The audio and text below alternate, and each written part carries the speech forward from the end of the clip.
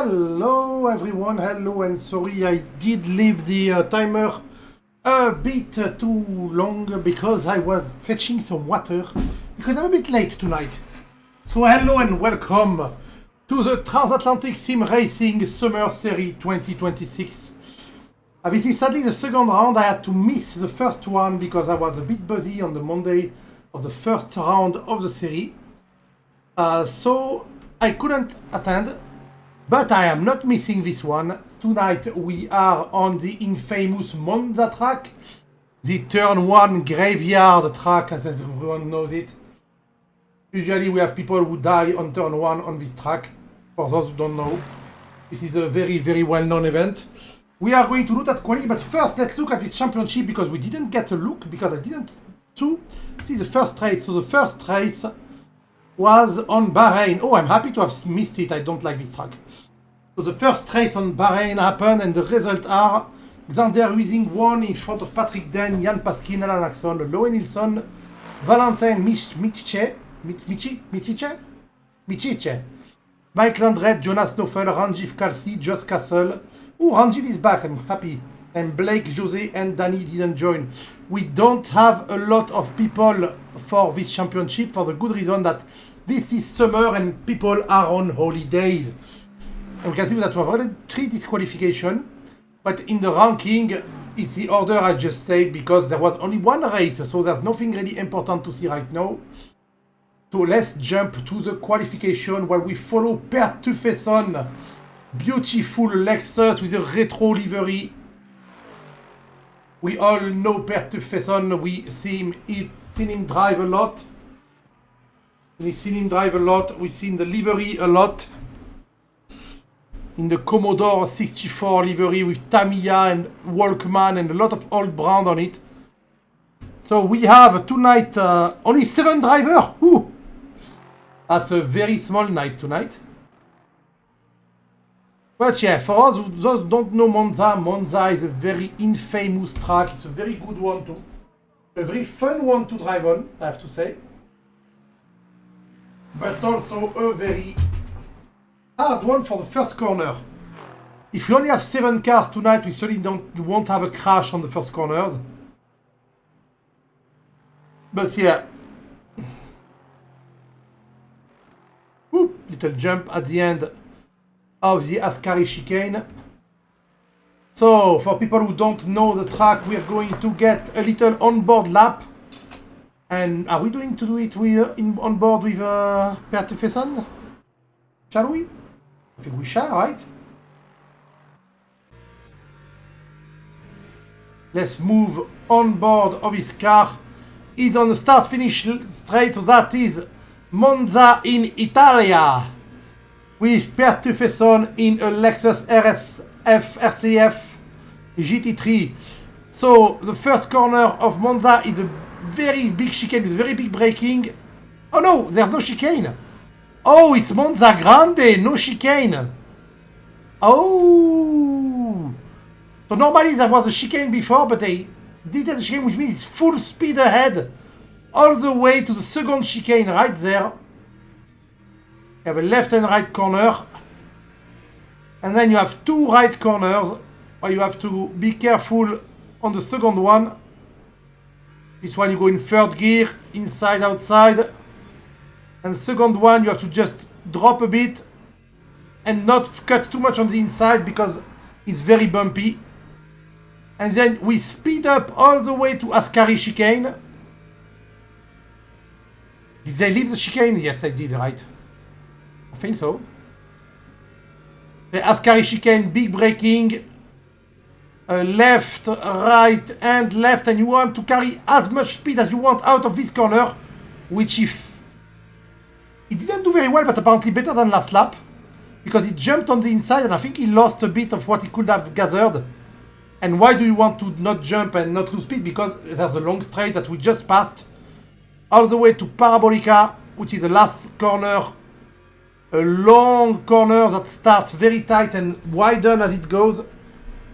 And we arrive at the start-finish line in a 140. Well, I don't know if that's a good time because deleting the chicane at the start of the track is actually insane.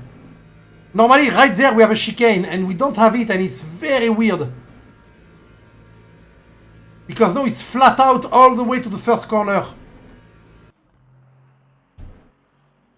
So thank you, Per Tufeson, for this lap, which was a pretty good lap for what I saw. I think you can gain a bit more if you don't jump that much on the curbs. Don't forget you lose stability on the curb and you lose a bit of traction going out of corners.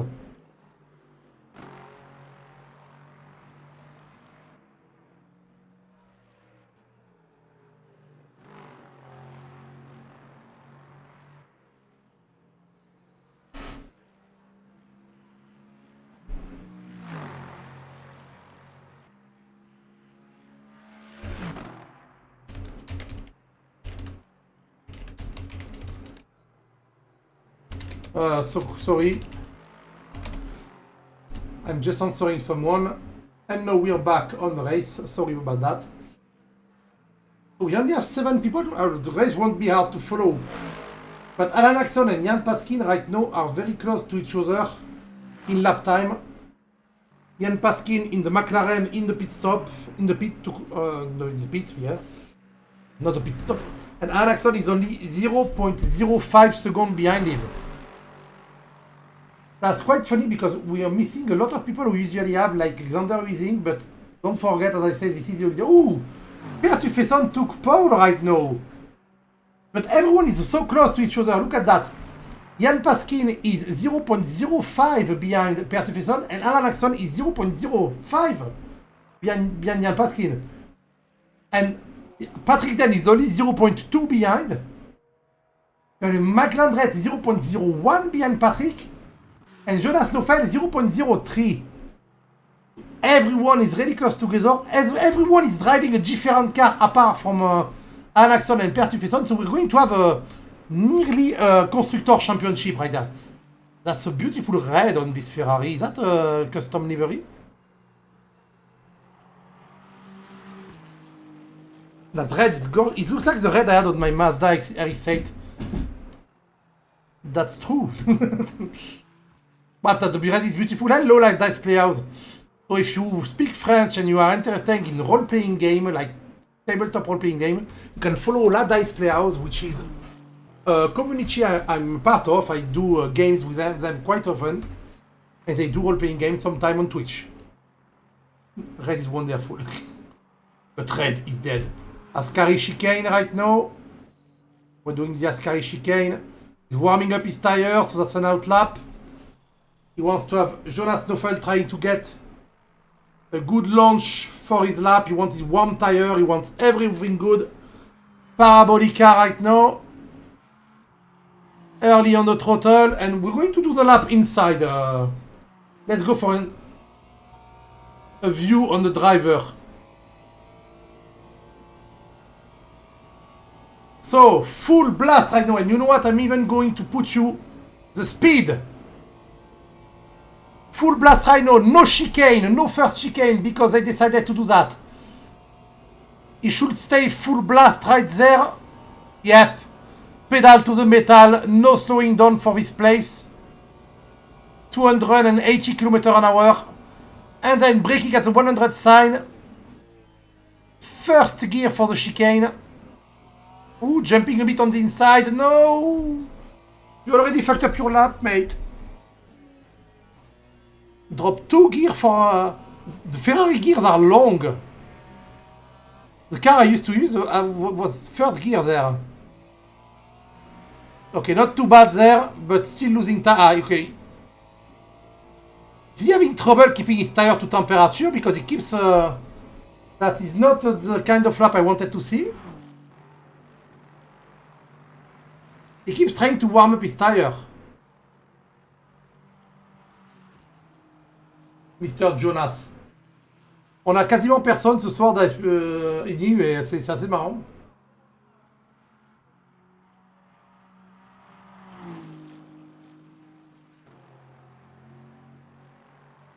And no, he's not trying to warm up everywhere anymore.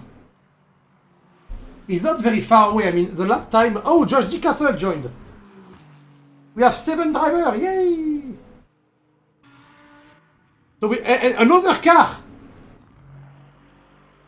So Josh joined with another car, which means we have 8 cars. Ah no, it's a Ferrari. That's not a Ferrari. It's a Lamborghini. Oh, Xander Wissing just joined. Oh, sad. It was quite fun to have nearly 1 car of each brand. But no, Xander joined, and Xander, we know him. He's leading the championship right now. He has a win on the first race. Will he actually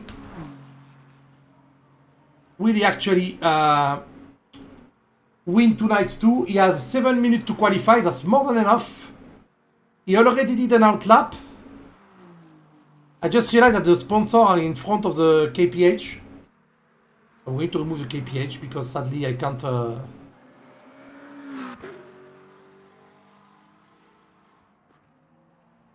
Very good chicane. Green time, not purple for the first sector.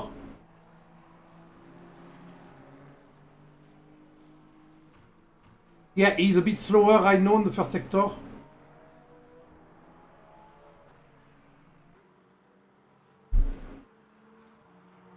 Why does the second sector end? I think in Ascari chicane. We're coming to Ascari right now. Hard on braking after the 100 side. Ooh, this Ferrari is jumping a lot and sliding a bit. Ooh. Yeah, the Ferrari seems very unstable right now. I don't know what kind of setup he's running. He may be running a high-speed setup for the long straight at the beginning. So no downforce and maybe, I don't know. Because the car is twitching a lot. And that's 140.5. His first lap and he's in 5th position. That's good that we're getting a bit more cars. 8 right now instead of 6 when I joined. And a lot of variety in the kind of car we get. Chill pedal to the metal.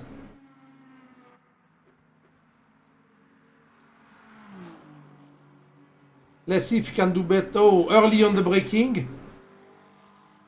Jumping. No, not too much jump. See this little jump on the sausage curb on the inside? Made him lose a bit of time and now he's done on his lap time. So that won't be the right one. Where is Jonas? Okay, Jonas is not doing a very good lap either. Pertufesson right now still the pole position and trying to improve it. And getting there actually.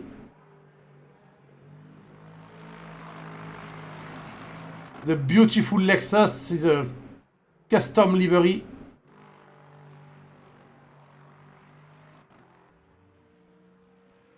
And if he nails Ascari, he can beat his best lap because I think his best lap didn't have a really good Ascari.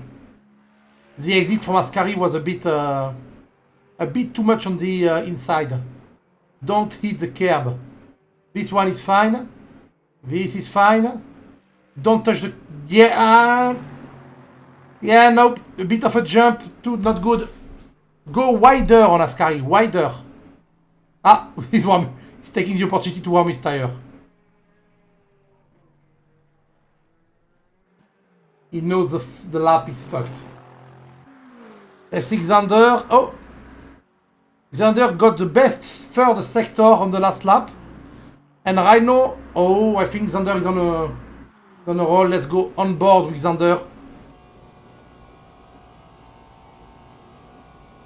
Yeah, that will be a pole. I can feel the pole position lap right now.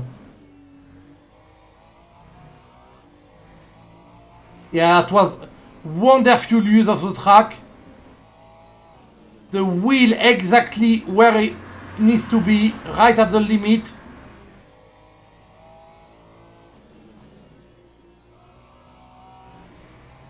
Well, there's a McLaren on the grass.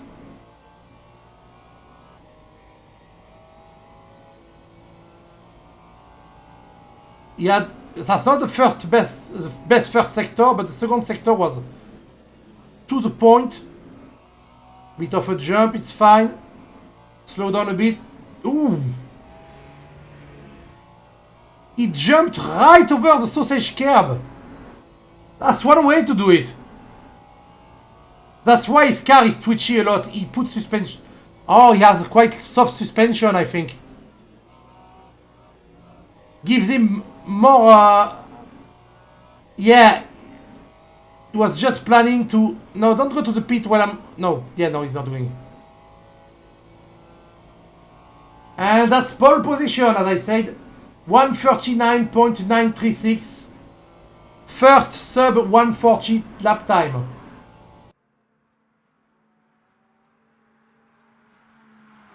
Good lap. It's his third lap, Xander. And he's getting pole. Pertufeson is not having a good time once again. Let's hope he gets a better lap, but I think... yeah, I think Xander is a bit on... It's 0.2 seconds behind in front. Don't forget that the race is 75 minutes. So we're going to get a lot of different strategy depending on people. And maybe, like we already saw it happen, the strategy will prevail.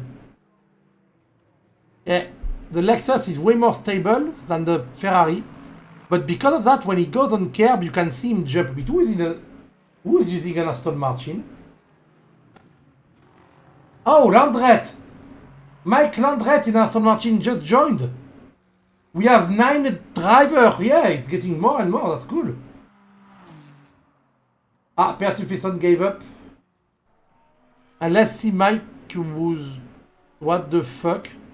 Oh, Mike crashed. Okay. I love the Aston. It's such a good noise.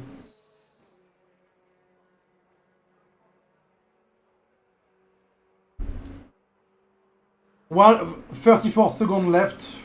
Of course. Some people are going for a last lap, but apart from that...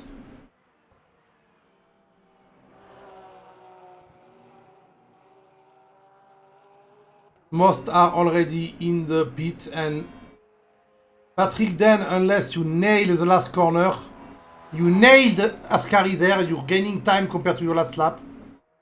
But if you don't absolutely master Parabolica, you're not improving your lap time. And you're not.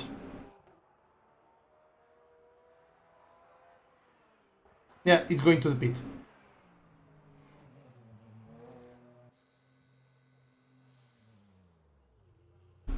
Parking his car, back to the pit, and everyone... There are still people in the... on the... No. Yeah, there's still Xander who's trying... Why are you beating your lap time, Xander? You already have the first one. Do you want to prove to people that you can be even faster? Such a kid.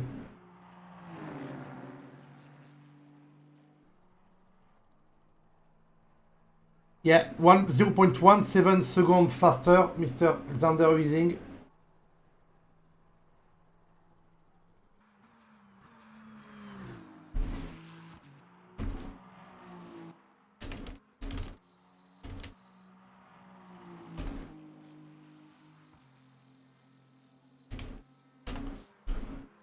One 39.67.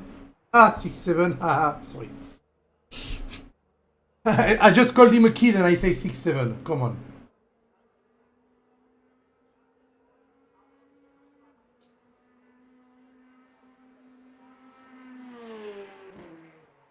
Everyone is in the pit, so the pole position goes to Xander Wiesing. On board is Ferrari. Second place is to Pertufeson. Wonderful qualification lap. 0.4 seconds behind. Jan Paskin just behind. And then, apart from Xander and Pertufeson, everyone is really, really close together. Except Thomas, but he joined a bit late. Pertufeson, between Pertufeson, Jan Paskin, Patrick Den, Alan Axon, Josh G. Castle, and Jonas Nofeld, Mike Landret, there was less than 3 seconds. Well, actually, I think less than 1 second. So we may see absolutely beautiful fights tonight, which I hope. I know everyone is getting ready to go on the track. I'm going to close the overlay, the in-game overlay.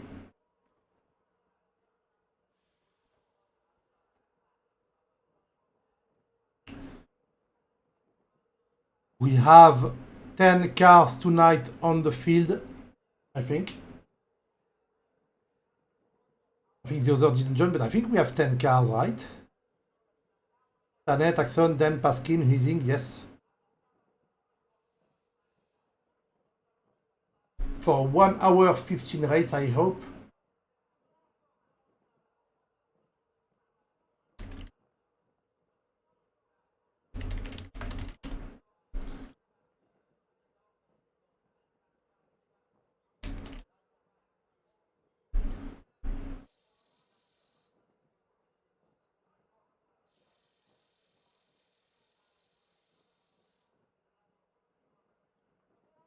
Oof, sorry. That's quite funny to have taken Monza without the chicane. It's such an original move right now. That's fun. I wonder if the first chicane will, well, the second chicane will still be the infamous kill corner on this kind of configuration.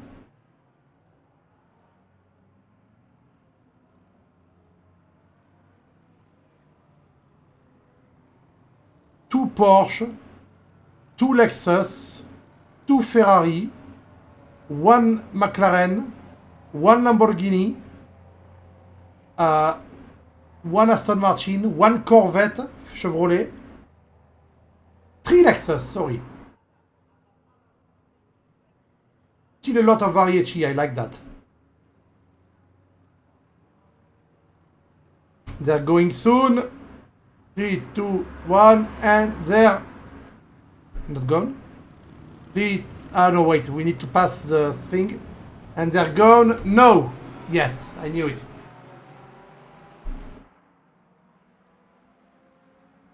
So right now we can see that Jan Paskin overtook Patrick Dan. Jan Paskin in second place, actually. Beautiful start.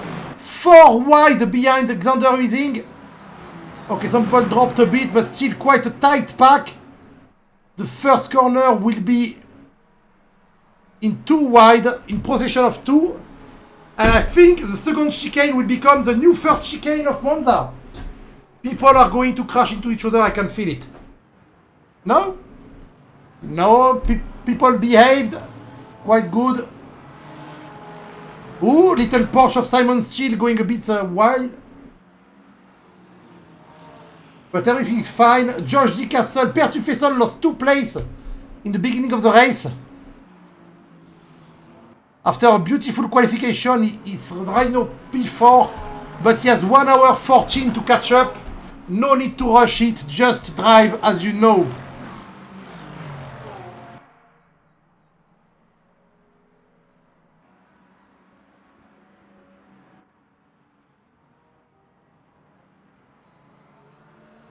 Taking the racing line, outside Ascari. Ooh, Michael Andret going very wide outside Ascari. That's going to be a right thing for Alan Axon's going to catch up on him.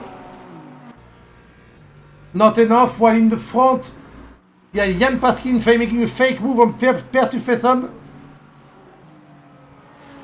Well, Xander is running away. Oh, Jan Paskin. Why is Per Tufesson getting overtaken that easily? A guy had a really good lap time on qualification, and now he's side by side with Jan Paskin. He's losing places. First corner, Jan is in the right place, but Per Tufesson stays there. He's not giving up his spot. But yeah, he's not giving up his spot at all. But he lost it on the braking for the first chicane. Well, the second chicane, which is the first chicane tonight. And he went to the grass, meaning Michael Andret is now right on his ass. Ooh, Patrick Den and Josh D. Castle. That's not the kind of fight I'm used to see at the top of the grid. Josh D. Castle and Patrick Den fighting it off. That's beautiful. That is a thing of beauty to see these two having a go at the podium. Oh, tight line from the Porsche. Oh, he has a way better line than the Lamborghini, but the Lamborghini was too wide for him to pass. There's no place in Ascari to pass.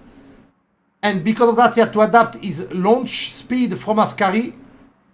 And despite the slipstream, he didn't make it into a move. He nearly made it into a move. He nearly shoved his car inside, but no. And look how close he is. Oh, come on. And we have Jan Paskin just behind, giving us a beautiful view of the fight. The Porsche is still behind. Jan is going to pass too.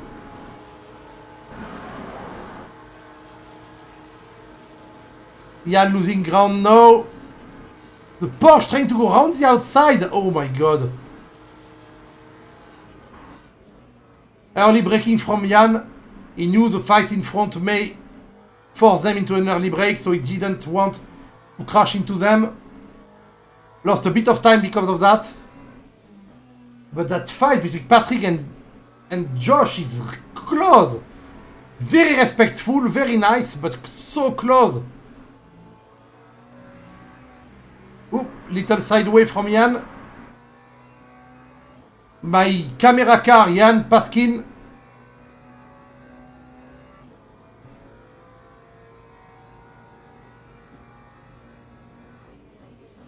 I saw Patrick, yeah, Patrick cutting way more there. Jumping out of Ascari. Come on, he's making the move. No, he's making the move. It's really close, the slipstream. He had better launch. He's trying. He's going on the inside. And he shoved his Porsche on the inside. Well done, Patrick, but that's not over. The Lamborghini is still very close. That was a beautiful textbook move from Patrick. I mean, helps from the slipstream, a bit of late braking, getting in front. And now we have Jan Paskin actually annoying Josh DeCastle too. They are nearly going to a 3 wide in the first corner, but the Lamborghini has a top speed that is greater than the Porsche, I think. Because he's attacking again, he's on the inside for the next braking point. And oh, there's a bit of contact between them, but nothing big. Very big fight, and no, we have Jan Paskin and Per Tufesson joining the fight. Jan Paskin swerving to try to find a way to pass, while Per Tufesson go around the outside and pass him on the corner before. And no, we have Per Tufesson side by side with Patrick Den, taking back his place. Oh my god, good quality from Per Tufesson, and now he's showing us why he got a good quality, because he's going in front on this fight.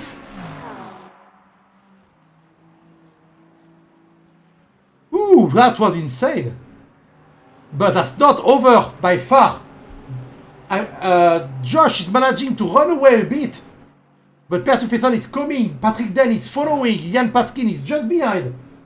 That is still quite a fight. Oof.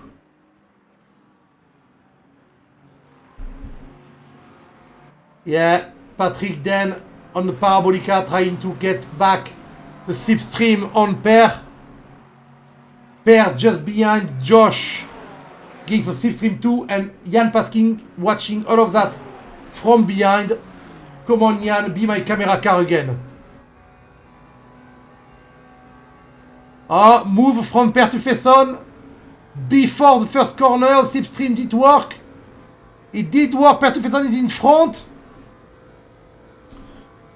Patrick Den just behind Josh. Josh, good place on the braking. Oh, late braking from Jan Paskin there. But he's joining the fight.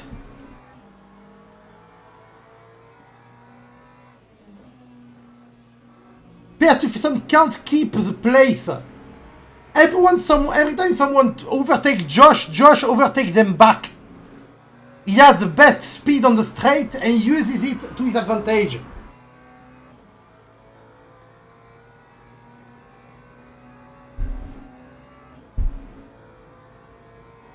Patrick go... No.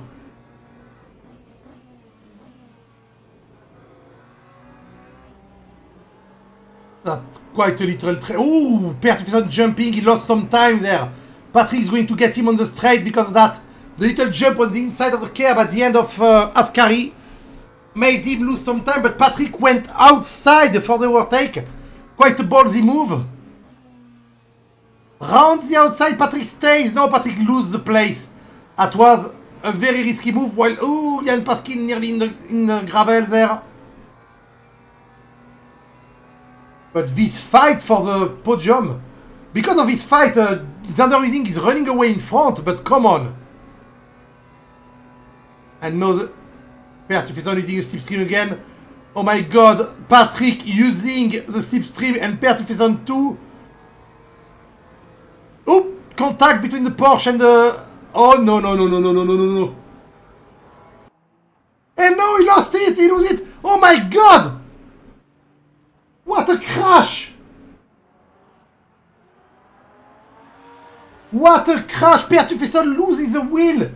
Jan Paskin lost the car and they all crashed together. Well, I see... Yeah, Pertufason, the race is dead. He lost the wheel, the wing. He can't drive. He can't even drive back to the pit like that. Yeah, that's the end of race for Pertufason.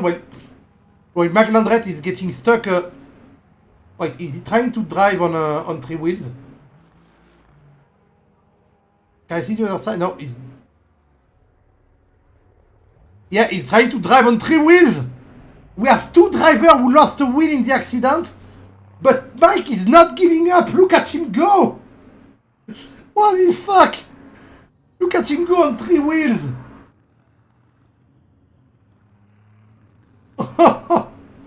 Oh, this fight was too close for comfort, sadly.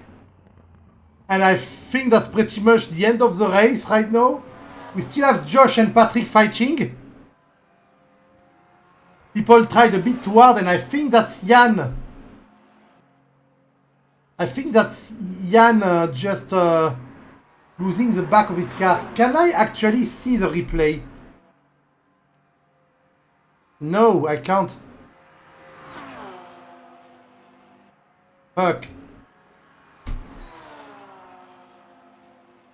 At the end of the race, I may be able to see it. We were 10 minutes in.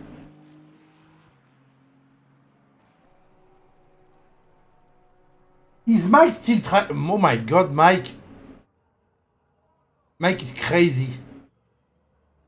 Look at him go on three wheel and a puncture because his front right tire is punctured. So he basically has no steering. But he's still going for the pit. He doesn't want to give up. To be fair, it's all on his honor. Yeah, look at the front tire. The front left tire, right tire is flat. Actually, I can even show you. Look at this tire, it's totally flat. The back of the car is perfect. From here, it looks normal. But when you turn here, you see one less wheel. Flat front right. And it's moving on the side of... taking the braking marker with him.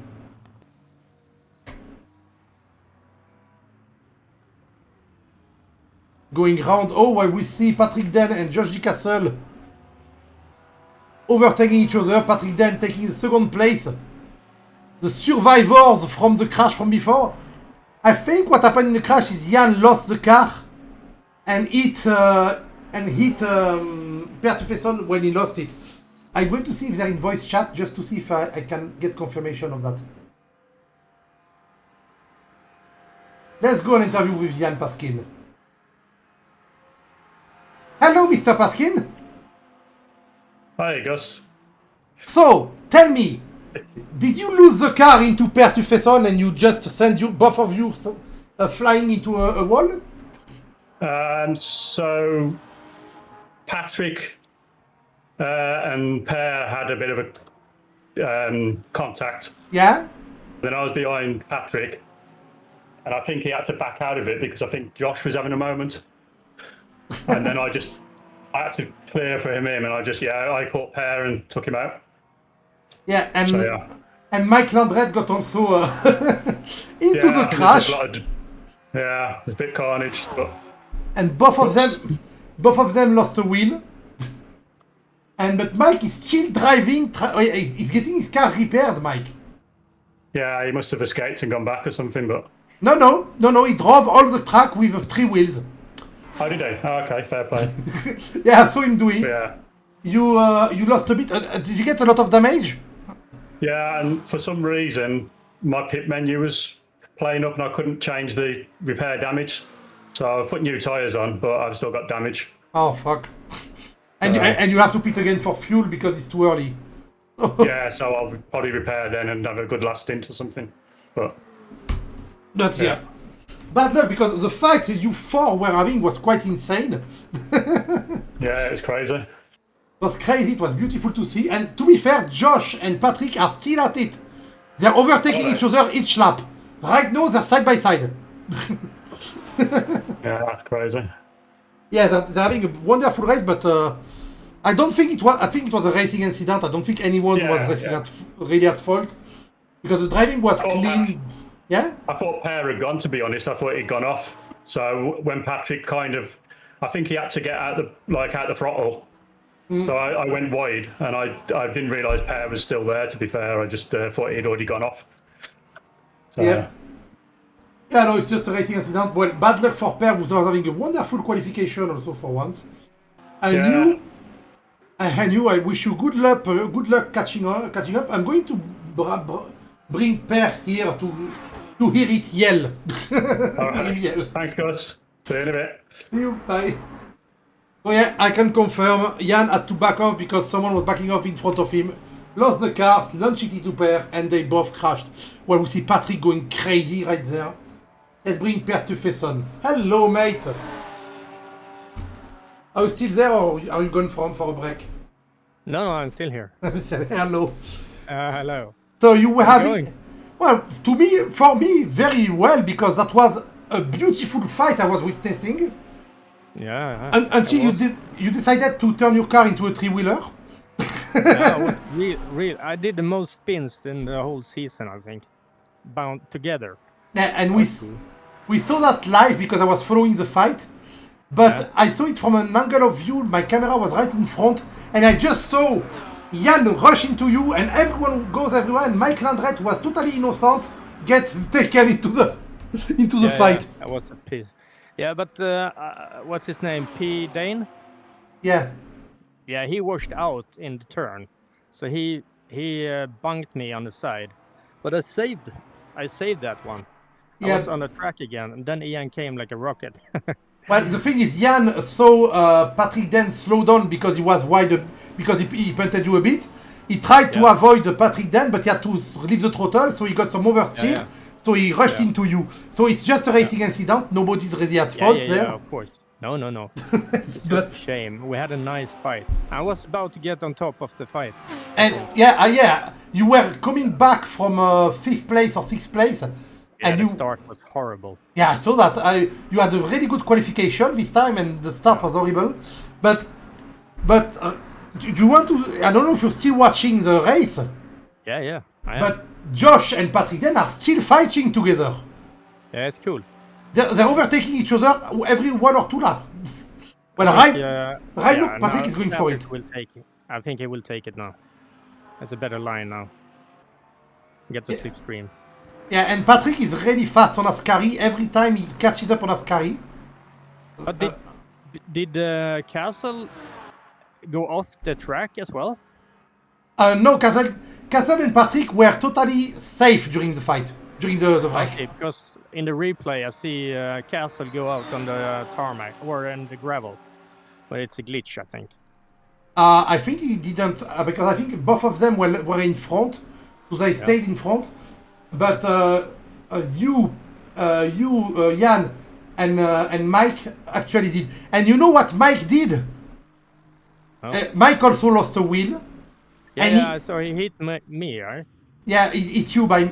and I know he's trying to push a bit too hard, he just went off track. Because he drove his car on 3 wheels. Oh, yeah? Yeah, his car was scraping the floor and he went all the way back to the pit and repaired. Yeah, well done. No, I couldn't move. I was stuck. Yeah, I saw that. I only had one wheel. That was cool. Yeah, I saw you were stuck and you didn't move, and I saw I was like, okay, yes, it's race over for him. Oh, Patrick and Josh still going at it. It's been 15 minutes. I see it. It's very nice. But it's nice push. It's sad for you, but to be fair, no, it's racing. It was a good experience because before that, I'm guessing you had the best time of your life within this fight. Before the crash. It was fun. It was really fun. Yeah. Well, I'm dropping you back below. Yeah. Thank you for the chat. No worries. I hope next week we'll see you do the same fight without a crash. I hope. We'll see. We'll see. Bye bye. Bye bye.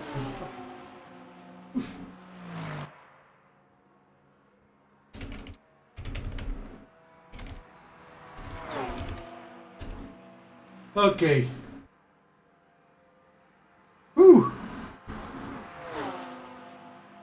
So that was the 2 of the driver involved in the crash. I'm lucky they were on voice chat, so I could bring them for a little chat.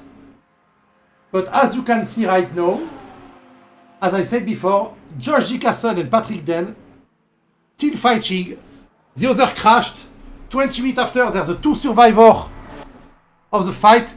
Once again, yeah, I think the Lamborghini just has... He put insane top speed. But the Porsche is way better in the curve.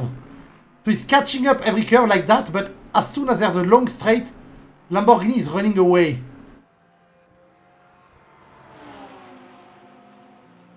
We have a kind of fight of grip versus power there. And we know the Porsche has good brakes too, because of the engine being in the rear. When it brakes, you have a good weight distribution on the 4 tires. And you get good braking out of Porsche. So he can outbrake him, and right now they're side by side. He got a better exit, but because of the Lamborghini speed, the Lamborghini is still ahead at the end of the back straight. And on the inside, I know he's trying a switcheroo, but he's got too wide. Yeah. If he had the grip to stay inside, he could have overtaken it, but no, it's just shoving. He's trying to shove his car on the inside. But sadly, because of the speed, Josh will surely have, the opportunity to stay back in front. We have Alan Axon just behind, looking at the fight too. 54 minutes to go. If we see 54 minutes of fight, it will be quite insane.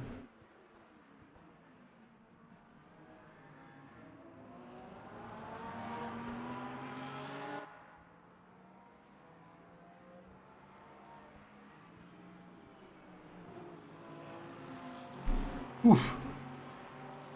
I'm looking, everyone else is quite far away. We just have Alan who joined them. Are these two going to be the graveyard of every other driver? Like every other driver joining the fight will crash. Oh, actually, Patrick made the move. One of the moves, because... And now he's running away. I was looking at somewhere else, but maybe Josh made a mistake. Pierre Tuffison was right, Patrick got it.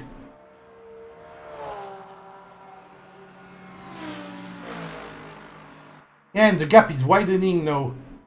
Now that Patrick has a way to take the corner full blast, I can see that that Josh is losing a bit of time every corner.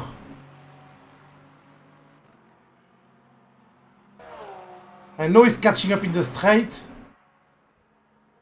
I can give you the interval if you want to see.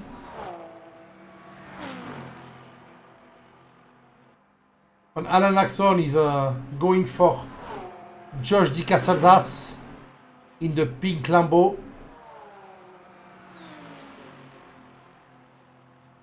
And Josh catches up in the fast parts. He just gained back 0.2 seconds. But now that the bendy part starts again, he just lost 0.1 per second. And if he loses 0.1 second or 0.2 second every corner, and gained back 0.1 second in a straight, there's more corners than there are straight, so he's going to be, yeah, he's losing way too much. I know he's gaining back 0.1 second, but he lost 0.3 second in the two corners before. In Ascari, he's going to lose a lot.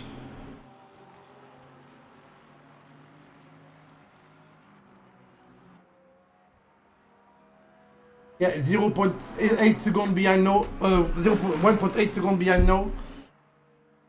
Yep, as soon as Patrick overtook him for at least 2 or 3 corners, Josh couldn't hold the rhythm. And right now, Alan Axon wants a piece of him too.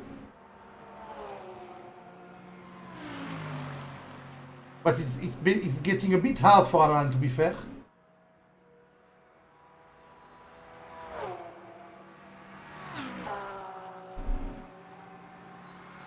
Mike decided to give up. Despite repairing his car, Mike decided to give up.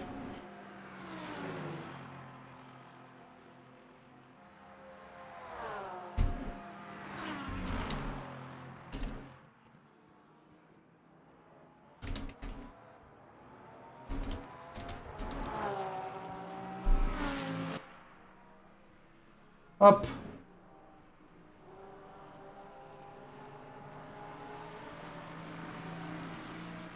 No, everyone is a bit far away. I mean, we have Alan Axon and Josh G. Castle quite close.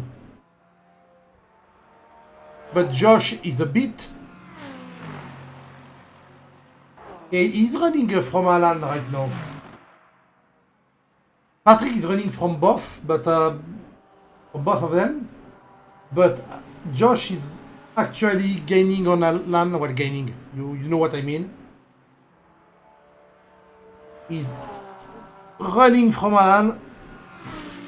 Alan was catching up for a little while, but not right now. The best lap of the game is of course Xander Ising, who's, since they were fighting behind him, he's been having just a Sunday drive tonight. I'm pretty sure he's like watching a movie on the side or something. I mean, there's only five other cars on track now, so he doesn't have to lap a lot of people. And he's 12 seconds in front with the best lap of the race by 0.5 seconds. He's catching up right now on Jan, I think. Jan, who, as he told us, has damage and couldn't repair. So his last time may be a bit slower now.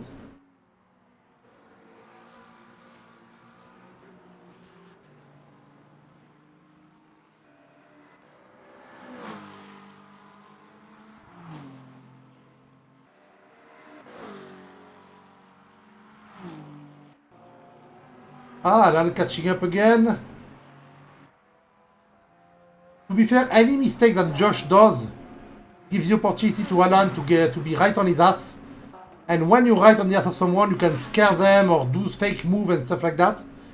And it will slow them down. Unless they have an iron wheel or just don't look at their review mirror. And don't have the intervals displayed somewhere.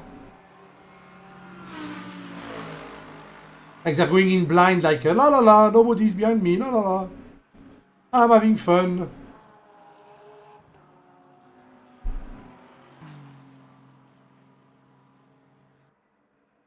Catching up on Jan Paskin. You can see he's lapping for the first time Mr. Xander Ising after 20 minutes of race, 47 minutes to go. It's crazy, to be fair, it's crazy how this first 20 minutes of racing, despite having only 9 drivers, woohoo! Woo! Jan going for a little bit of drifting there. Were more crazy and more entertaining than some race I've seen with 30 drivers.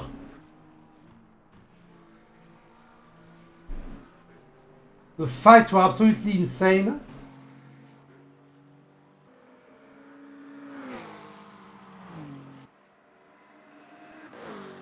I have to say I would have expected Alexander to catch up faster on Jan. And we see the overtake of a back marker from inside.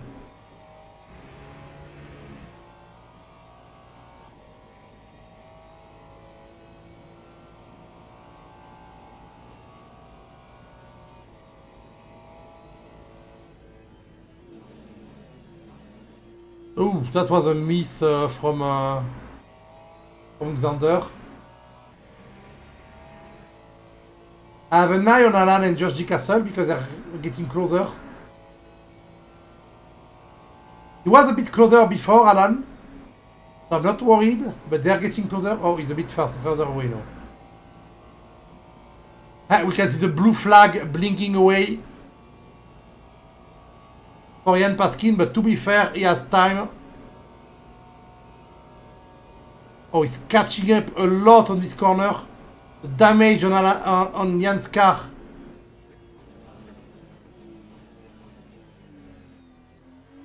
And that's done. Xander overtook the back marker. And he's flashing his light. Jan and Xander knows each other very well. So Jan was just flashing his light to say hello to Xander. I think also they're on voice chat together right now, so they could have planned that.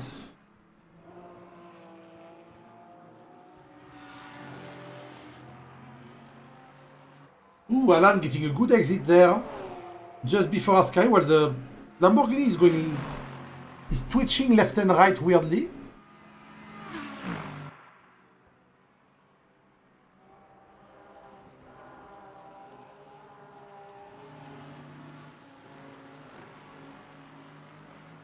Ah! The Lambo jumped there.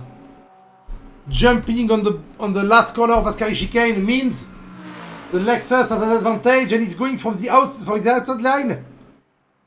First try for an overtake by Alan. Still side by side mid corner. No. Ah, no. To be fair, trying round the outside was quite a move. And of course it did not work. But then right now he has a long straight, and apparently unlike the Porsche was dropping even with the slipstream, the Lexus is catching up and he got the inside line for the first corner, but somehow stayed behind. That is weird.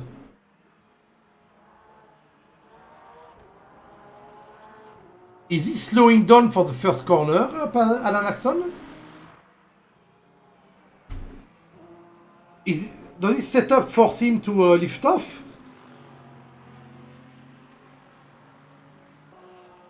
That first corner should be full speed ahead.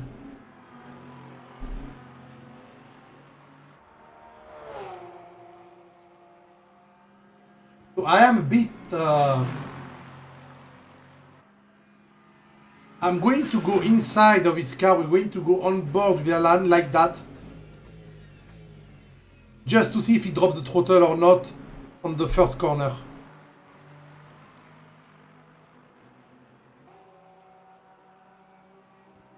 Because for me, he was on the inside, he had the line on the Lamborghini, and he had the perfect place to overtake.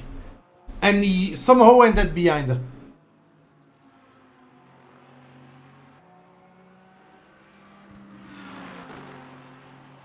So maybe Alan didn't realize he can take it flat out, I don't know.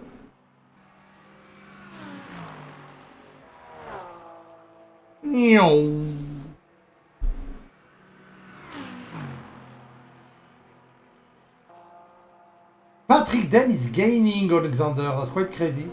He was 13 seconds behind, it's 10, but I think Xander is just chilling now.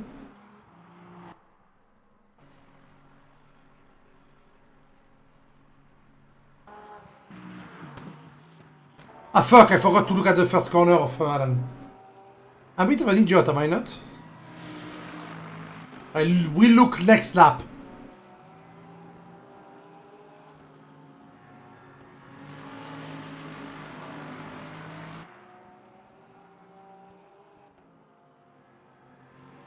If we look at the progression in the...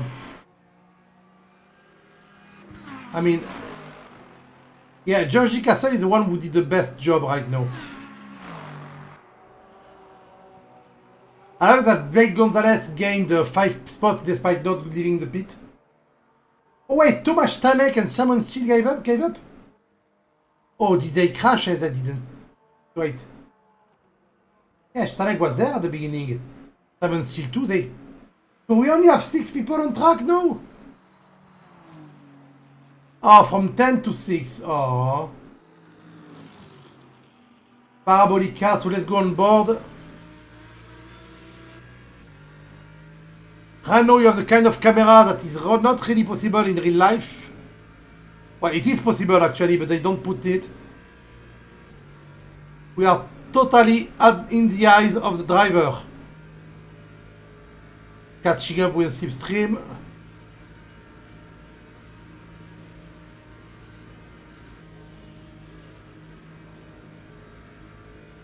He dropped the throttle just a tad at the beginning of the corner. Why? There was room inside to go, no?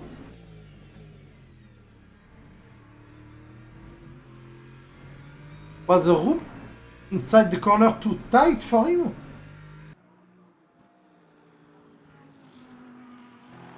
I would have tried to shove my Lexus there.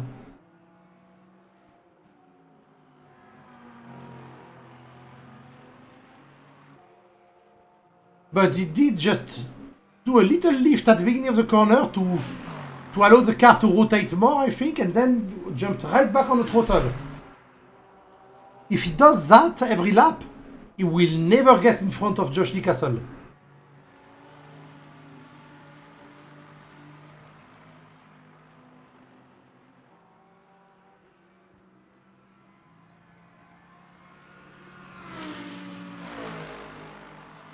I am confused.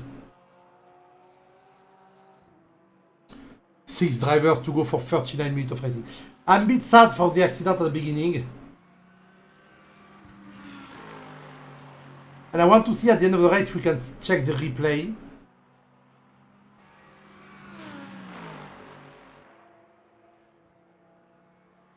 Patrick Den is only 8 seconds behind Xander. He's gaining 1 second every 2 laps. Which means it's going to catch up and they're going to fight. If he keeps going like that, there's going to be a fight between them. Their best lap are also really close together. The best lap of Xander Ising is a 140.358 and Patrick has a 140.492. That's 0.15 second, well, 1/4 second. So it's quite close. And I think Patrick is being more consistent. We can actually display the driver stat. Patrick has an average of 141.7 in laps. Xander 140.9. So that's the average of Patrick is because of all the lap he spent fighting with Josh D. Castle and the others.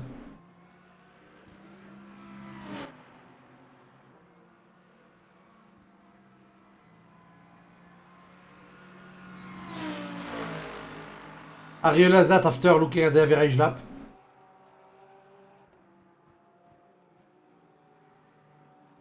And Axon on his Lexus. I want to once again see if he drops the throttle again. Ooh! George Castle in the pit. That's, wow, 37 minutes to go. That's time. Starts to be time to pit. I want to see if he drops the throttle when he's alone too. Or if he just dropped the throttle because he didn't want to be side by side on the first corner.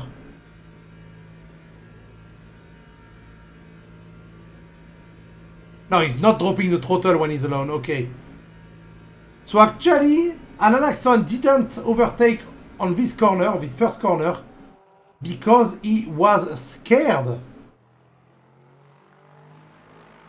He was keeping it safe. I don't know if he will play in his favor. I know Josh finished his pit stop.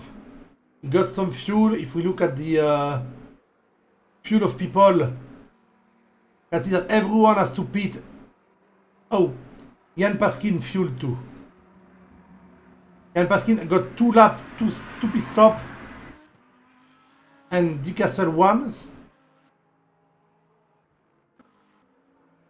And his car is repaired. He managed to repair the car on the second pit stop. He's very far away behind Georgie Castle, so there won't be a fight.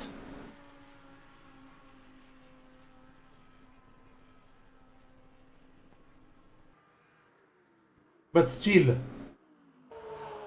Well, we lost the fight of the century because of pit stop. But to be fair, we're going to have a lot more pit stops soon. Everyone's going to pit because there's 35 minutes to go and they only have 10% of fuel. Until they're 10% of fuel and 12 for no fuel. Normally, on an average track, a fuel tank can last you 55 minutes if you're being careful. But Monza is a track where you full blast half of the track. You don't have a lot of coasting or a lot of braking. I mean, if we take a lap with Xander, our beloved racing leader, let's go on board with Xander, and I'll tell you when he's full blast and when he's not. There is like 5 braking points in this track.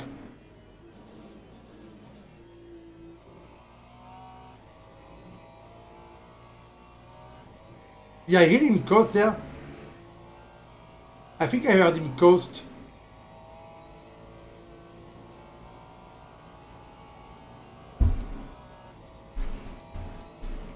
So 1 braking point.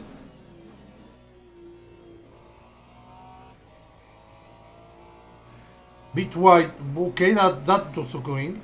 So I know it's full blast. He's going to the pit. No, it's about to going. Okay. Full blast. Full blast. He's still full blast. Pedal to the metal. Going as fast as he can. Still doing it. Still doing it. At corner does not matter. You don't hear any drop in the RPM. He's pedal to the metal. And knows there's a braking point. He starts braking very early. I think he's saving his tire.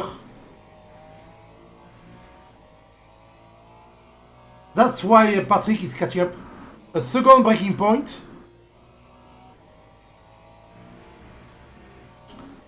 A third braking point. And now it's full blast again for a little while.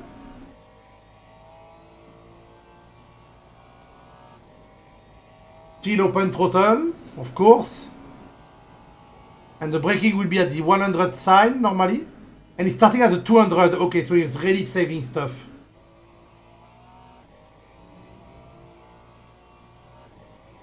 And now it's full blast again.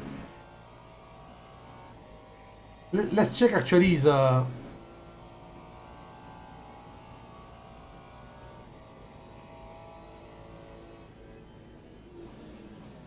it costs a lot and then... Okay. Bit wide.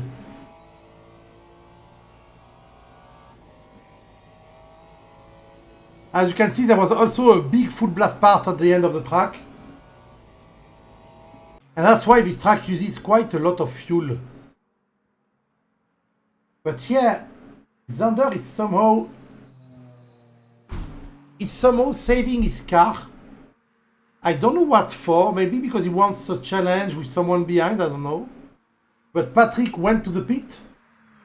And I think they more or less all have to go to the pit.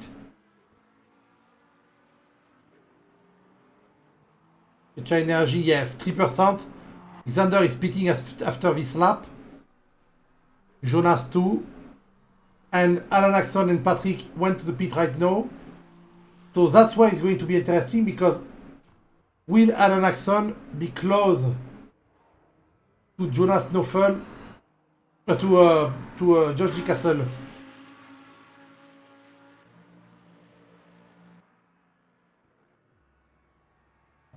Alan Axon going back on track, Josh Castle taking the last corner. I think Alan will be right far away in front. Maybe not.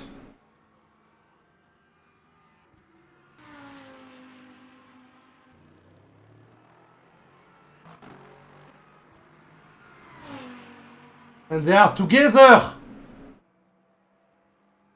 Yes, look at them together on track again, fighting!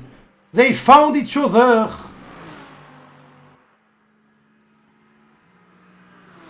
Again.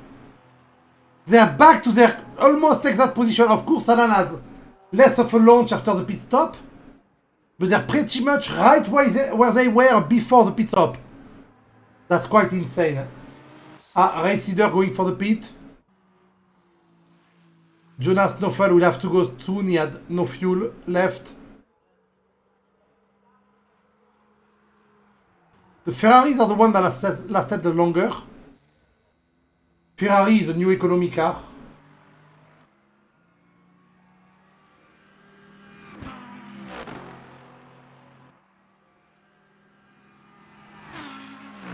"30 minutes to go, and these two are back to fighting." That's good to know. Xander back on track. Warming up his tire in the pit lane. That would be, I think it would be not even a race ban. If you tried swerving in the pit lane in real life, it would be a racing driver license revoked. They will just say you're not racing anymore for like maybe 2 races or maybe even longer than that.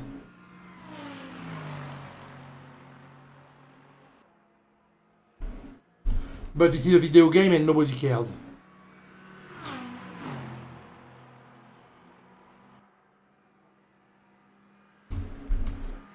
.6 seconds between the two.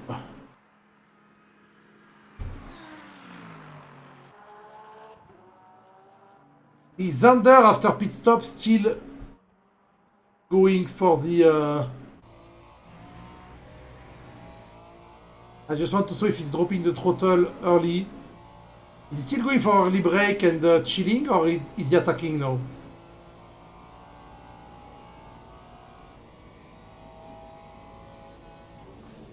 No, Rhino that's driving hard, okay.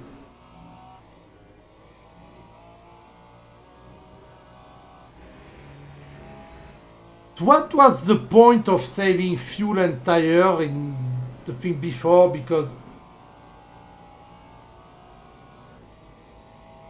did he just want to pit 30 minutes before the end and had to cost, or was he trying some fuel strategy stuff? So wide every time.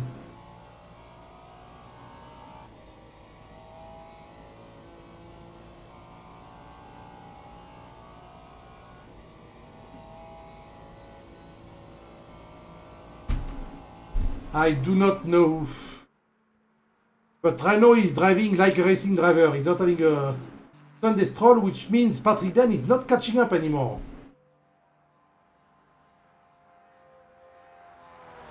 He's not dropping much, but he's not catching up. Alan, on the other hand, my boy Alan, is right on Josh Sass.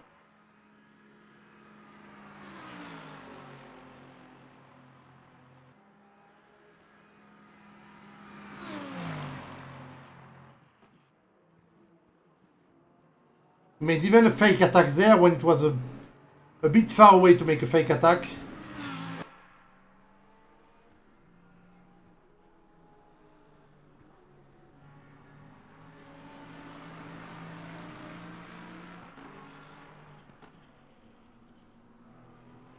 .3 seconds.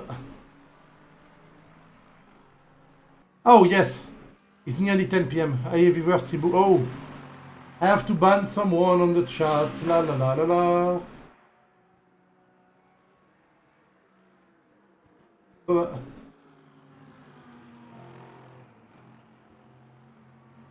That was a weird name, arbitrary biographer. Oh, Alan! Alan going for it. They're really close, but in the straight, if he doesn't have the slipstream, the Lambo has the straight line speed.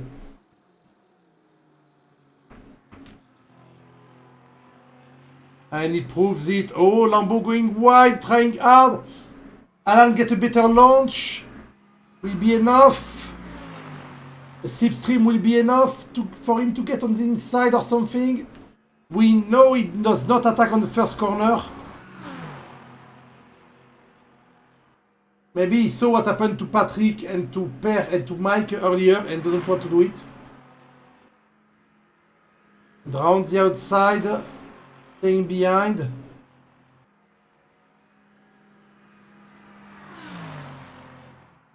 Josh doesn't even defend stays. Josh knows. He knows on the straight line he has so much speed. He's running a bit and Josh and Alan can't put the nose of his car on the inside. Well, that was a beautiful corner from Alan and a very bad line from Josh there.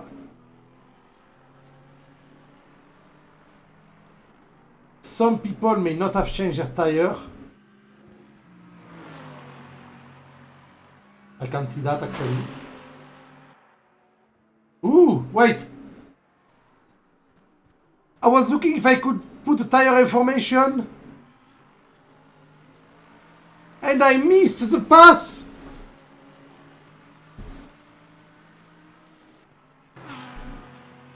Did Josh run wide? What up?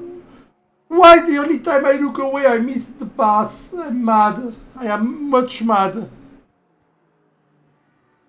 Because now the same thing that happened with Patrick Den will happen with Alan. He's going to make more time on corners and he's losing his straight. So Josh D. Castle loses a fighting chance.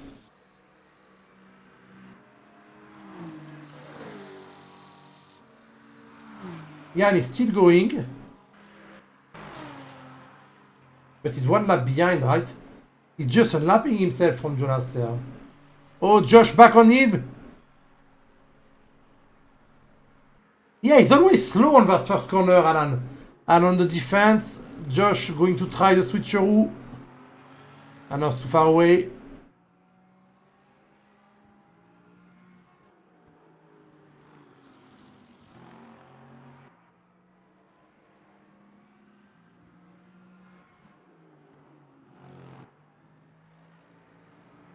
The little Lambo that cooled.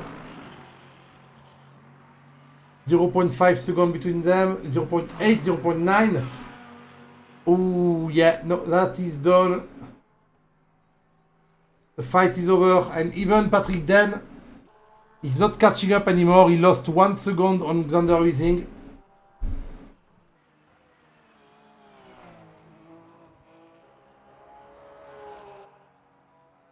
So Xander is back on his full throttle.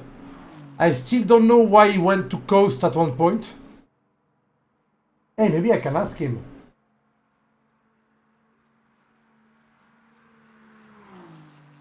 Hello, Mister on the Sunday drive. Hello. How are you? Doing fine. I'm leaning, so I'm extending now.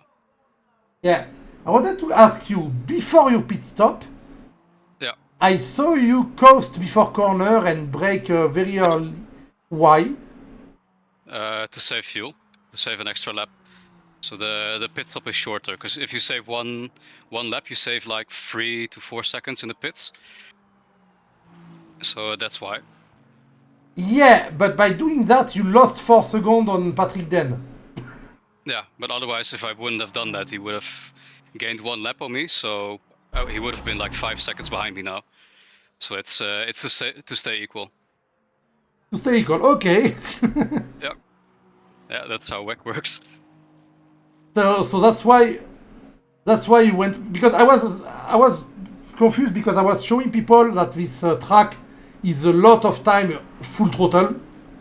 There's because you removed the first chicane, and I saw you brake very early. By watching that, I was there. Well, not brake, actually, just drop the throttle and coast before corner, and I was confused. I was there. Why is he doing it? I mean, he doesn't have to. I mean, yes, you can say you have to if you want, but I mean, you had enough of a lead, I think, to still go full blast and use your pit stop and just run away again from Patrick. Yeah, I mean, I'm doing now, but I think Patrick has damage probably because of the incident. I don't know if you saw it at the start. Oh yes, yes, I saw it very well, and I did bring everyone for interview. All right. Yeah, he probably has aero damage, so he's losing like 2/10 on the big straight, 3/10. To be fair, his best lap right now of the race, maybe before the damage, is 140.492 and yours is 140.3. So he's really close in lap time too. Yeah, yes, I just pulled away because of the battles they had at the first like 10 laps, I think. This battle was like a wall behind you. Yeah. And Per, I think as well, he blocked he blocked them for me, so. Yeah, but Per was having Per actually lost 4th place at the beginning and then got back and tried to overtake everyone, and then Jan decided to go for a little spin on everyone. Yeah, I think it was a bit messy, but I mean, it works for me. I have a lead now, so. From what I saw, it was Patrick then losing the car a bit, punching Per Tuffeson, slowing down because he didn't want to create more. Both of them got back and went back on track, no worries. But Jan, to avoid running into them, slowed down, went sideways, hit Per Tuffeson, and then Mike Landret decided to join the fun. Yeah, I think Mike lost the wheel, didn't he? Like he had only 3 tires, I think. Also, I saw him like limping back to the pits, but. Yeah. So. Josh crashed. Josh crashed. Ooh. Yeah, he DNF'd. Oh yeah. Well, he just lost his place to Alan Axon, and no, he may have tried to catch back up on Alan and forced a bit too much because Josh had very good straight line speed, but in the corner he was getting caught up, and as soon as someone passes him, he can't catch up anymore. No. So I think that Lambo is a rocket on the straight, but it's, anywhere else it doesn't have grip. It was a good track for the Lambo though, because there's a lot of straight. Yeah. But as I said, Mike lost a wheel and limped back to the pit, and Per Tuffeson lost a wheel but was stuck in the sand trap. He couldn't move. Yeah, he was done. But I think he lost 2 wheels. On the stream, you can see. I had a front view on the stream, so I didn't see very well on the moment. But I saw car going spinning and wheels flying. It was very impressive. Very fun to see. It's all for the show. It's all for the show. Oh, for sure. It's too bad though, because their fight was actually very clean and very good until this moment. Yeah, I think it was like 4 cars fighting, no? Like 10 laps. Yeah, at the beginning it was 2. Then Per Tuffeson joined the fun, and then Jan joined the fun. Yeah. Then they had a bit less fun in turn 1. That's a bit less fun, but the survivor of all this fight is Patrick Den, who's the one who actually instigated the crash by bumping into Per. So I think he lifted in the corner as well, Patrick. Yeah. To be fair, it's all a racing incident. Patrick just tried to keep his car at check. He hit Per by mistake. Per both had to slow down a bit. Jan went sideways. It's just a racing incident. Nobody's to blame. But it was quite a big racing incident. Yeah, I mean that corner is very, very scary to go side by side. That's because it's a full speed corner right GT3. now. Yeah, it's full throttle, but you don't have any aero because it's 0 wing on this track. Yeah, of course. It's basically life or death. Yeah. Yeah, of course it's 0 wing. I mean this track is 80% straight. The only part where you have a lot of corner is at Scary Chicane, where you are right now. I'm following you right now. Because there's only 5. You started at 10 cars and there's 5. I was thinking at the beginning of the stream because I didn't realize you removed the first chicane. I was thinking that Monza was a graveyard. And then I saw the chicane removed and I went, oh, they removed the killing chicane, so maybe it would be fine this time. But no. No, it's a graveyard, yeah. I don't know. But it's a fun track. It's fun. It's a fun track, just I know it's like you're all of you are practicing because the closest gap is Patrick Dan and you with 10 seconds between you, around 10 seconds. And then Alan Axon is 15 seconds behind, Jonas is 11 seconds behind, and Jan is 1 minute 38 behind Jonas. He's more than a lap, yeah. But kudos to Jan for not giving up and just going for it. I saw when you overtook Jan, when you lapped Jan, that the difference, now that he repaired, the difference of speed between you is not that big. So he's fast. Ian lost like he lost a lot of top speed, so he lost like half a second on the big straight. So everywhere he's still okay, but then on the big straight he just loses half a second on top speed. Not anymore. He repaired. He repaired. No. He didn't repair everything. On the first pit stop, he didn't repair, but on the second, I saw his car. I saw his car go from dirty to clean. Yeah. So that it should be fine now. Yeah, it should be fine now. Yeah. But anyway, while you're passing the threshold of 10 seconds between Patrick and you, how much time? There's only 15 minutes left. Been driving for 1 hour. I'm bringing you back with the others downstairs so you can talk to Jan and Jonas while you're all racing on the same track, but not really together. Nope. All right. And I already can congratulate you for the win because I don't think, unless you decide to send it into a wall, I don't think happen. Maybe turn 1. This car doesn't like turn 1, so my car dances around on turn 1 every lap. Not only at all, I saw your car is very bouncy tonight. Yeah. Did you make it's just a Ferrari. Yeah. It's just a Ferrari, but I was wondering if you made it a bit softer to be able to cut the curb a bit more. I mean, it's not that bad through Ascari, but I made it as soft as possible for the track. But so this car does not like curbs or bumps. Okay, well, that was what I was guessing, though, that you made it soft. Well, yeah. Okay. Well, I'm bringing you downstairs and see you later, mate. Bye-bye. Bye-bye. Okay, that was the race leader, Xander Weising. So I was right, he made his car soft. I was right when I saw it in qualification, in the beginning of the race.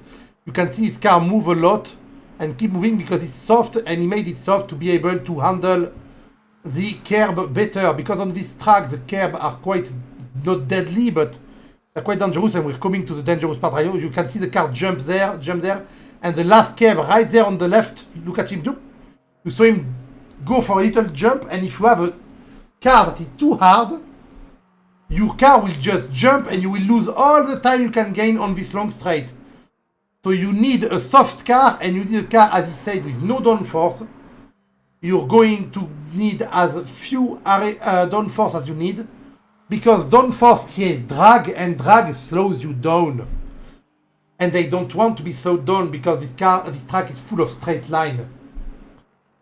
So what they do is they put as few downforce as they can to get the better top speed, but the downside of that is that corners get a bit trickier.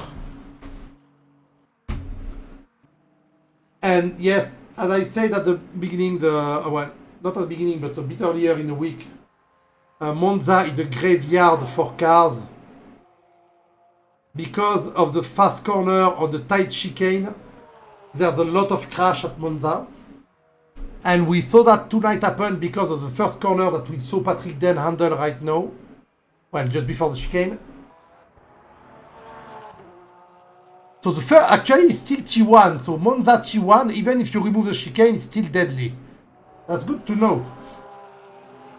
But we lost half the grid tonight. Half of it. which is quite insane. The Monza Curva Grande in Italia.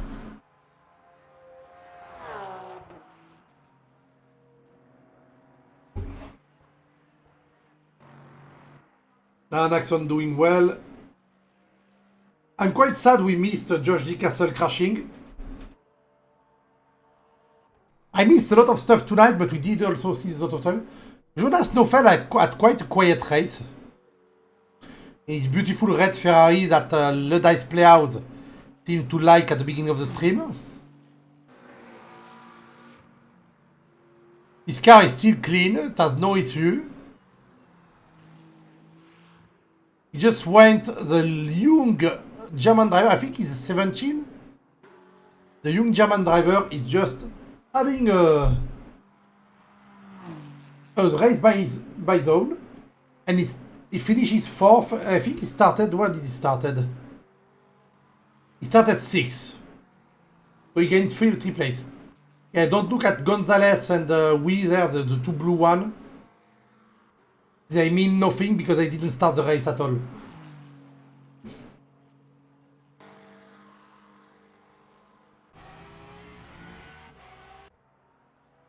Patrick then in the Porsche. He's not losing time on Xander, but as we say with Xander. And he thinks Patrick has aero damage and he's losing half a second, but I don't know actually. Let me check something you won't be able to see, people, because it will be behind the sponsor. Oh, the car was still there. Oh. Was it? No, it was not. I just did it back. Want to see his speed at the end of the straight. Not there. Let's look at his speed at the end of the straight before Paredo. No. Before the first chicane. I want to see if his aero is making him lose some speed.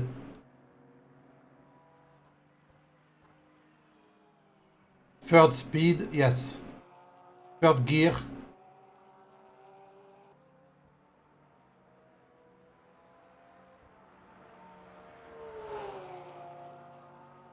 $230, $240, $250. 260, 270, 275,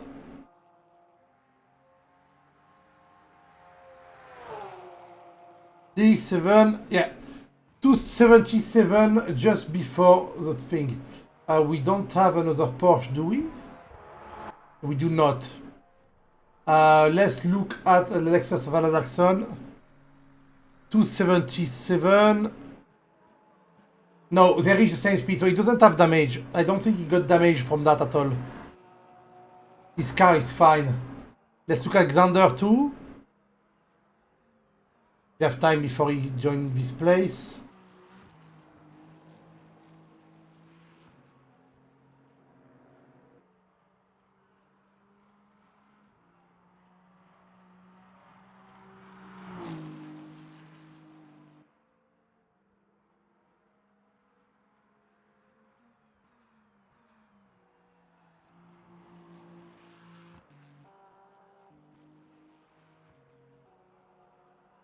$190, 200, let's go, 210, 20, 30, 40, 50,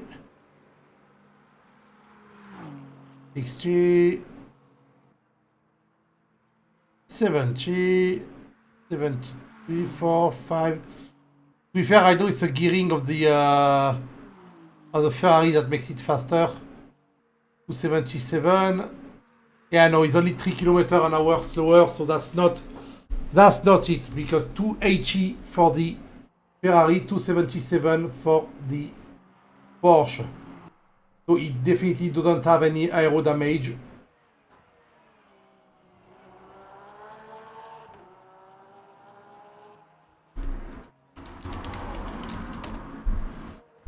So after that incredible start, I dropped it on Ascari, god damn it. Says Josh Castle. So Josh Castle just had a bit of a kerfuffle by himself on Ascari. Ascari is a scary place if we go on board with Jonas right now. Left, right. That's not Ascari, okay. Ascari will come. It's a chicane that is in 3 parts. You first have a big braking on the right. You go left. Then you have a long right corner and then a little break left. And you have to gather as much speed as you can. But, oh, bit of sideways there for Jonas. It's coming right now. You will see. If you don't know racing, you will see. So you brake at around the 100 marker. So 300, 200, 150, 100. Braking. Left, jump on this curve, beware it can destabilize the car. Hug the right and then jump left there. If you go just a tad too far on the left there, you can hit the 2 sausage curb we can see. And hitting this curb means having your car go sideways, maybe into a wall, maybe just into the runoff area. But if you go into the runoff area, you lose like around 5 or 6 seconds minimum. And if you go into a wall, of course, you just die. And because you have this combination of tight left, long right, tight left, it makes it a very easy corner to destabilize your car. You can lose all the stability of your car and get surprised, and the slightest bump can just send you into the shadow realm. And that's what happened to Mr. Josh D. Castle tonight. 5 minutes to go. The 5 survivors are there. Jonas should really chill. I saw he go sideways with me, but I see a bit of understeer there. I think his tires are dead or dying. And he should just, I mean, Jan is 1 minute 30 behind him. Alan is 14 seconds in front of him. He's not catching up on Alan. So he should not bother about trying too hard. He should just get his easy 4th place.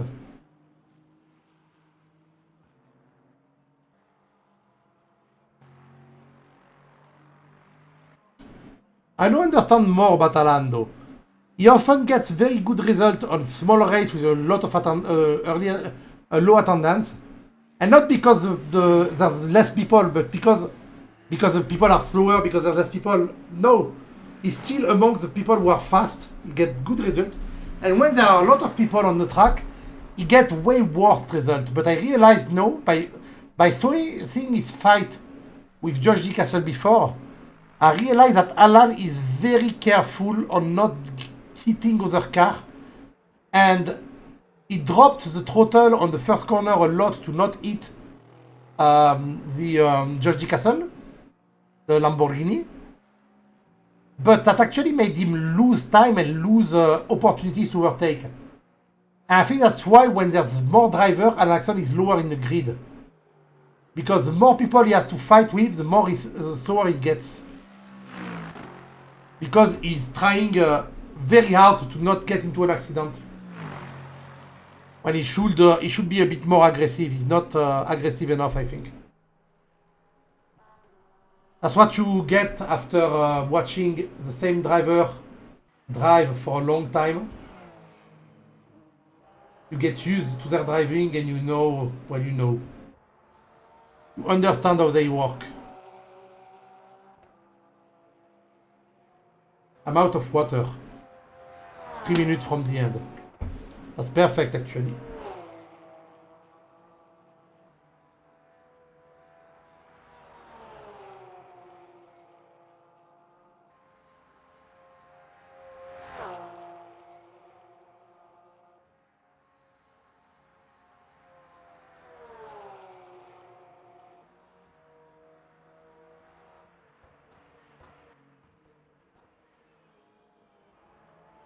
Attends.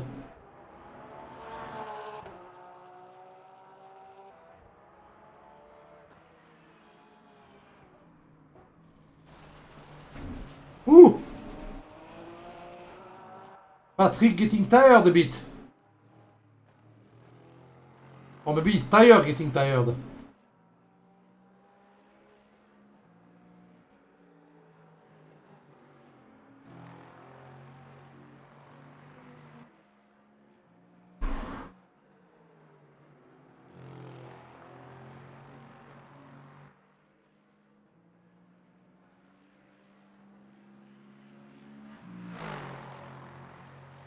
Vroom. Vroom on the, I love the Lexus noise, I don't know. I don't know if you can get a good noise for Lexus if they go...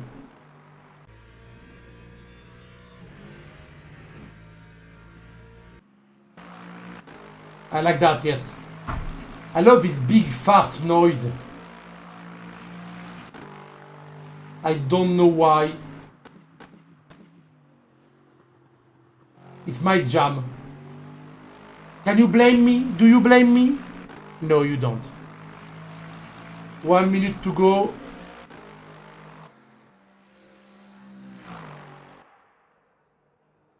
Xander right at the end, 13 seconds ahead.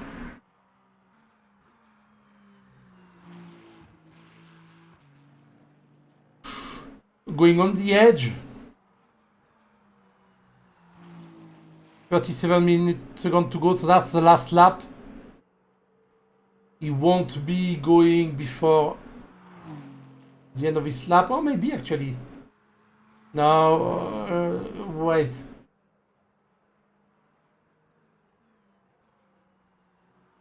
No, he's not. He's not finishing. He's in Ascari right now.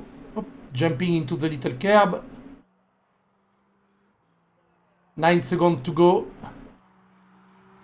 And the race is done, which means I'm going to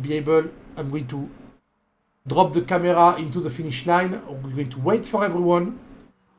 We're going to wait for the ranking after that.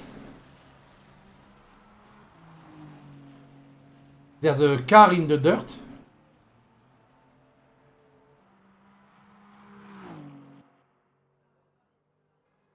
I want to go back into the start finish line. Congratulations, Mr. For finishing. Everyone's going to the finish line right now. Woo! The Porsche of Patrick Den. We saw a car in the grass going. I think it was Jan Paskin in the grass going after it. Oh no! It was Jonas Noffel. He crashed at the end and now he's just having fun. Ah, he's having fun. So congratulations to half of the grid who finished. Sad for the rest. But yeah, Xander Rising takes the win, followed by Patrick Den, Alan Axon, Jonas Noffel, Jan Paskin, and then Josh D. Castle, Thomas Stanek, Mike Landret, Pierre Tufesson, and Simon Steele did not finish the race, sadly. I didn't even see Simon Steele once, quite sad. Thomas Stanek either, not much. Quite sad, but it was an amazing race, and the first 20 minutes were one of the first 20 minutes, the most entertaining 20 minutes I've seen in racing. Let me watch. Can I watch the replay? I hate track limit, says Patrick Den.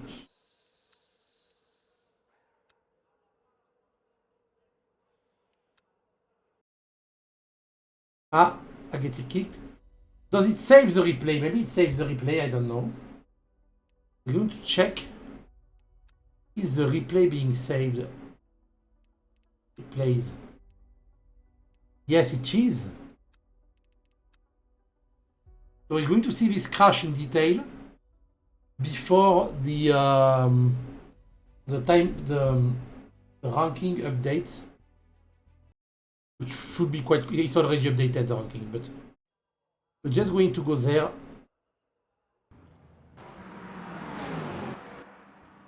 Okay. Everyone started well. It was 10 minutes in.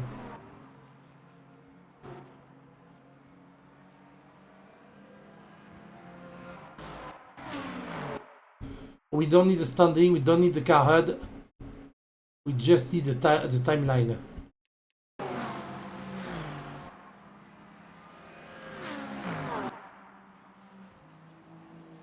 So it must be the next lap.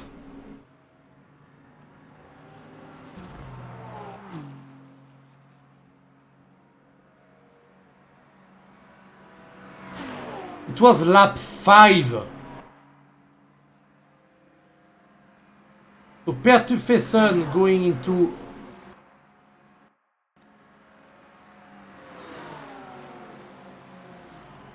It was not lap 5.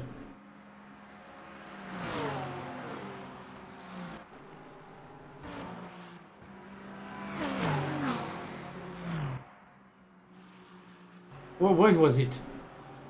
Look at the, I mean, look at this fight at the beginning. It's quite crazy. Ah, there it is.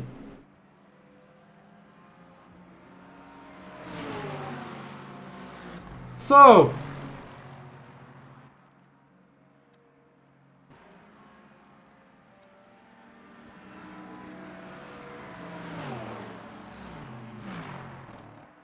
first corner, what do we see?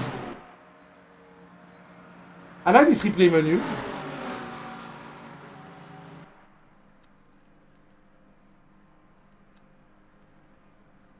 We have Pertufeson right now. Wide. He turns into Patrick then. Patrick goes a bit wide and he turns into him, yes. So they both bump into each other, but that's fine. But then Jan Paskin, Jan Paskin tried to avoid Patrick and didn't think Per was there and crashes into him.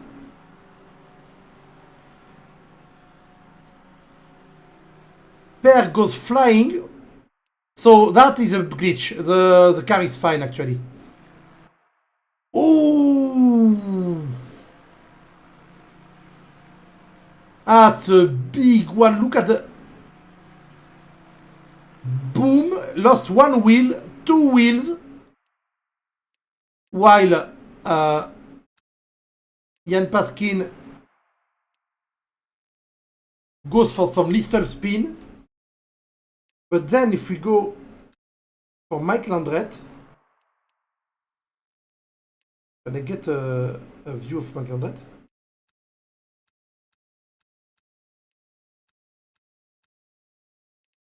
Yeah, poor Mike. Okay, I'm sorry, Mike. Let me give you some blame there.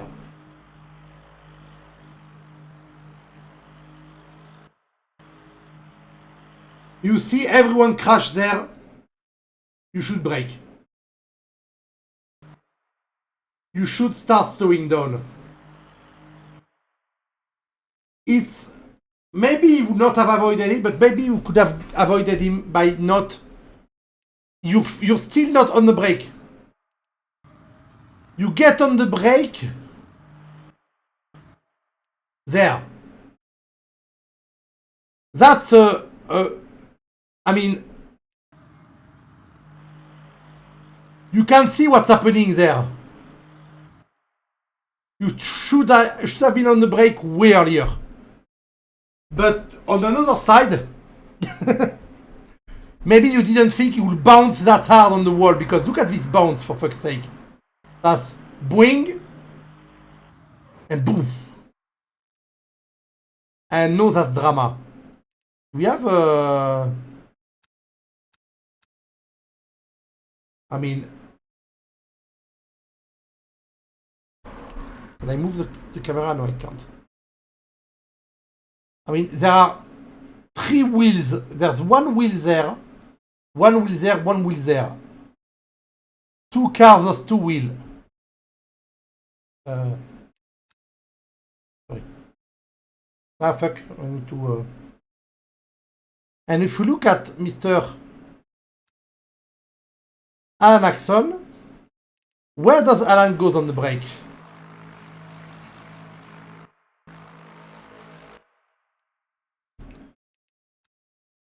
I know he doesn't see. He's still not on the brake. You have that in front of you and he's not on the brake. Okay, he did avoid the crash, but right now he should be braking as hard as he could.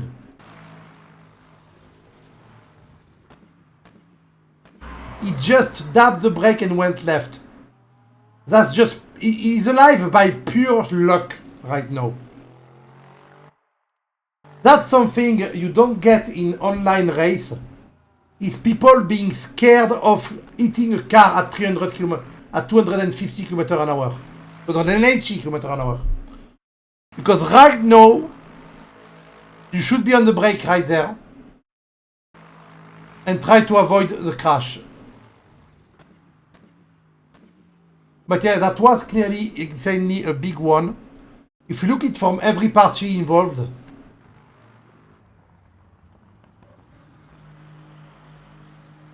So first, let's look at it from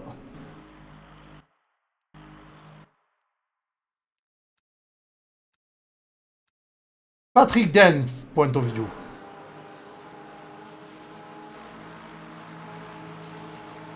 From Patrick Den, he turned, went a bit wide, just gave a slight bump to Peterson, and it's over. Also, the Lamborghini in the grass is a glitch. You can see it appear back there. It was just a little lag. Now, from Peterson point of view. From Peterson, it's... I'm going to try to overtake Patrick. Oh, Patrick is running a bit wide. He bumped into me, but it's okay. I'm still on the track. And oh, Mr. Jan Paskin, take me out. And then he's dead. Look at that. 2, 3, 4, 5, 6, 7, 8, 9. He spun 9 times. Now let's see it from someone else.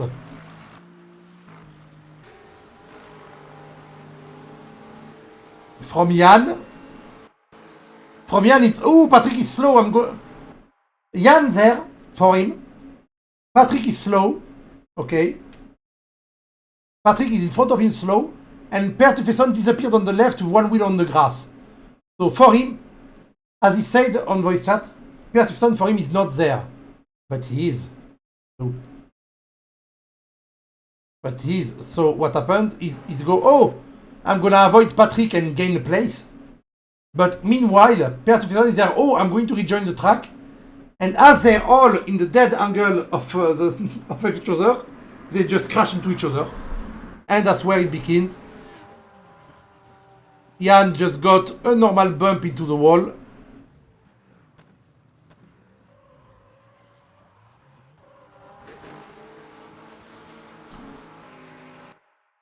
And then from the last guy that's interesting to me point of view, Mike Landret. So for Mike, it's people are fighting in front of me.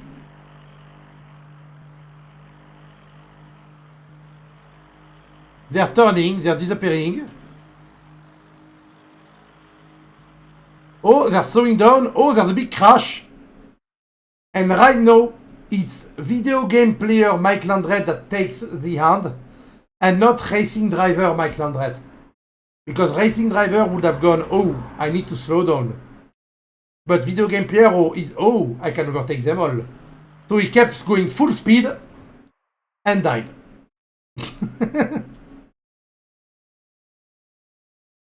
I don't want to say he would have avoided the crash if he brake, because maybe he would have crashed, but maybe the crash would not have hit that hard. Maybe he would not have lost a wheel. Or maybe if he brake a bit, if he did start to brake before, he would have gone behind the bouncing car and not right onto it. That's why something I do in racing game that nobody does, when you see that, at this point, you slow down. Because at this point, if he slows down, he's going to go 100 kph there. The thing is, surely people behind him, like Mr. Anaxon, will not slow down. Because right now he did not slow down. And that's also because video games. But yeah. Let's now look at the ranking just before we go to bed. But I spent a lot of time on this incident. So ranking, poof. After 2 races, 1 and 2 are the same people, so they are leading by quite a big margin. Well, not a big margin, but margin. But 3 and 4 are not the same. They switch place pretty much. So they're only 1 point apart. Then 5th did his best race, Mr. Jonas Nofel. So yeah, with only 2 races, the ranking is not really big right now. All we know is that Thomas Stanek, Simon Seal, and Pierre Tuffeson will surely go in front of the ranking because these 3 are disqualified. What don't is it okay, they're not. If they join again, we'll see something, but the points are really close from 1st place to 4th place. And then it's 5, 6, 7 are close together, and then 8, 9, 10, 11, and 12 are close together because there was only 2 races. So we'll see a bit clearer next week. Next week, where are we going on? Where are we going on next week? We're going to Fuji. Oh, I love Fuji. I love driving on Fuji. I love the scenery. It's just a relaxing drive for me, Fuji. So I'll see you next week. And until then, everyone, thanks for watching. Thanks for coming. It was quite a crazy race. And bye-bye.